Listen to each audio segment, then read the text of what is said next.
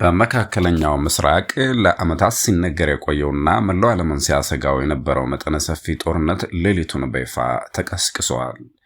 እስራኤል ለደህንነት ስጋት የሆኑ ወታደራዊና የኒውክሌር ተቋማትን ቀድሞ በመምታት ስልት አጠቃለሁ ስትል የጀመረችው ድንገተኛ ጥቃት አሜሪካንን በቀጥታ በማሳተፍ የዓለምን የፖለቲካና የኢኮኖሚ ሚዛን አናውጦታል።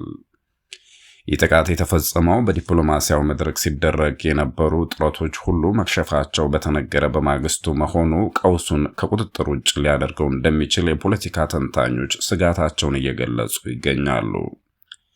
የእስራኤል መከላከያ ሚኒስቴር እስራኤል ካትስ ጥቃትን አስመልክቶ በሰጡት መግለጫ ኢራን በእስራኤል ላይ ልትሰነዝር ያሰበችውን መጠነ ሰፊ የሚሳይልና የድሮን ጥቃት ለማክሸፍ ቅድመ ጥቃት መፈጸም ብቸኛው አማራጭ ሆኖ መገኘቱን አስታውቀዋል።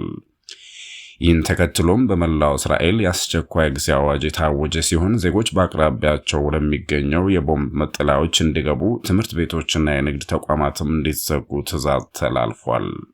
የቴል አቪቭና የኢየሩሳሌም ሰማያት በአሁኑ ሰዓት በአየር ወረራ መከላከያ ሳይረኖች ድምፅ ተሞልተዋል። በሌላ በኩል የአሜሪካው ፕሬዝዳንት ዶናልድ ትራምፕ በኢራን ላይ ከፍተኛ ወታደራዊ ዘመቻ ወይም ሜጀር ኮምባት ኦፕሬሽንስ መጀመሩን በይፋ አውጀዋል።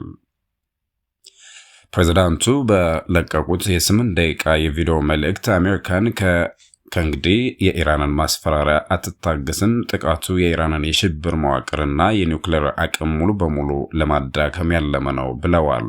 ትራምፕ አክለውም ይህ ወታደራዊ እርምጃ ለኢራን ሕዝብ ነጻነቱን የሚቀዳጅበትና መንግስቱን የሚቀይርበት ብቸኛ ዕድል ነው ሲሉ ጥሪ አቅርበዋል። አሜሪካ በዚህ ጥቃት ላይ በቀጥታ የተሳተፈችው በክልሉ ያሰፈረቻቸውን ግዙፍ የአውሮፕላን ተሸካሚ መርከቦች ማለትም ዩኤስኤስ ጀራልድ አር ፎርድ እና ዩኤስኤስ አብርሃም ሊንከን በመጠቀም እንደሆነ ተረጋግጧል።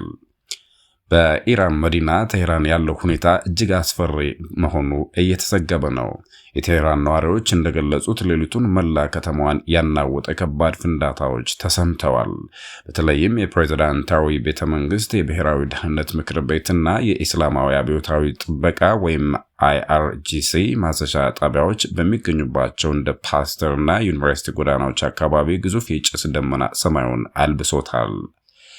ጥቃቱ የተፈጸመው የኢራን የሥራ ሳምንት የመጀመሪያ ቀን በሆነው ቅዳሜ ጠዋት ላይ ሲሆን ሰዎች ወደ ስራና ትምህርት ቤት በማምራት ላይ በነበሩበት ወቅት መሆኑ ከፍተኛ መደናገጥን ፈጥሯል። በቴህራን የሚገኙ የቴሌኮም መስመሮች ተቋርጠዋል። የኢራን ይፋ የዜና ወኪል ኢራን ድረገጽም በሳይበር ጥቃት ከጥቅም ውጭ ሆነዋል። ከቴህራን በተጨማሪ እንደ ኢሳፋሃን፣ ቁምና ካራጅ ባሉ ከተሞች ከፍተኛ ፍንዳታዎች መከሰታቸውን የኢራን ከፊል ይፋዊ የዜና ምንጭ የሆነው ፋርስ ዘግበዋል። ወታደራዊ ተንታኞች እንደሚሉት የአሜሪካና የእስራኤል ጥምር ጦር በዋናነት ኢላማ ያደረገው የኢራንን የረጅም ርቀት ሚሳይል ማከማቻዎች፣ የድሮን ማምረቻ ፋብሪካዎችንና በከርሰ ምድር ውስጥ የተገነቡ የኒውክሌር ማብላያ ጣቢያዎችን ነው። በተለይም ከዚህ ቀደም በሰኔ 2025 ጥቃት ደርሶበት የነበረው ፎርዶ የተሰኘው የኒውክሌር ተቋም በድጋሚ ጥቃት ሰለባ መሆኑ ተነግሯል። ይህ ድንገተኛ ወታደራዊ እርምጃ የተቀሰቀሰው በስዊዘርላንድ ሲደረግ የነበረው የአሜሪካና የኢራን ቀጥተኛ ያልሆነ ድርድር ያለምንም ውጤት መጠናቀቁን ተከትሎ ነው። የኦማን የውጭ ጉዳይ ሚኒስትር ግጭቱን ለማስቀረት ወደ ዋሽንግተን ተጉዘው ጥረት ቢያደርጉም አሜሪካ ግን ኢራን የኒውክሌር ፕሮግራሟንና የሚሳይል ሙከራዋን ሙሉ በሙሉ እንድታቆም ያቀረበችው ቅድመ ሁኔታ ተቀባይነት ባለማግኘቱ ለጦርነቱ መጀመር ምክንያት ሆኗል ብለዋል። በክልሉ የሚገኙ የኢራን አጋሮችም የአጸፋ ጥቃት ሊሰነዝሩ እንደሚችሉ ከፍተኛ ስጋት አለ። እስራኤል በሊባኖስ የሚገኘው የሄዝቦላ ጥቃት ሊሰነዝር እንደሚችል በመገመት በደቡብ ሊባኖስ የሚገኙ የሚሳይል ማስወንጨፊያዎችን ቀድማ መምታት ጀምራለች። የየመን ሁቲዎችና በኢራቅ የሚገኙ ታጣቂዎችም በአሜሪካ የጦር ሰፈሮች ላይ ጥቃት ሊሰነዝሩ እንደሚችሉ የደህንነት ተቋማት እያስጠነቀቁ ነው። በአሁኑ ሰዓት ዓለም አቀፍ የነዳጅ ገበያ ከፍተኛ መናወጥ እያሳየ ሲሆን የመርከብ ትራንስፖርት ድርጅቶችም የቀይ ባህርና የፋርስ ባህረ ሰላጤ ጉዞአቸውን እየሰረዙ ይገኛሉ። ይህ ጦርነት ወደ ሶስተኛው የዓለም ጦርነት ሊያመራ እንደሚችል መጠነ ሰፊ ቀውስ ነው በሚል በብዙ ሀገራት ስጋት ተፈጥሯል።